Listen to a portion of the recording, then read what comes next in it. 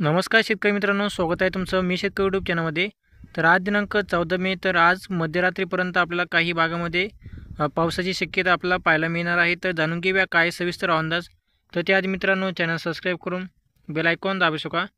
तर शेतकरी मित्रांनो, राज्यामध्ये जे आपल्याला पुढील काही तासांमध्ये म्हणजे आज मध्यरात्री 12 वाजेपर्यंत जे आपल्याला काही भागामध्ये विजांच्या कडकडाटासह पावसाची शक्यता पाहायला मिळणार आहे।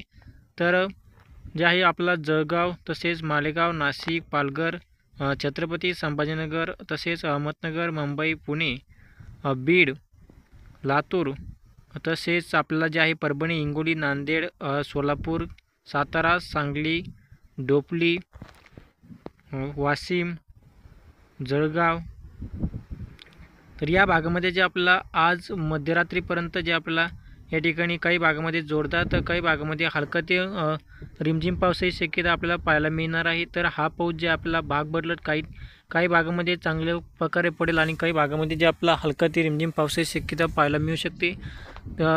तर शेतकरी मित्रांनो, जे आपल्याला आज मराठवाड्यामध्ये तसेच कोकण, पश्चिम महाराष्ट्र या भागामध्ये जे आपल्याला जे आहे पावसाची शक्यता आज रात्रीच्या सुमारामध्ये पाहायला मिळू शकते।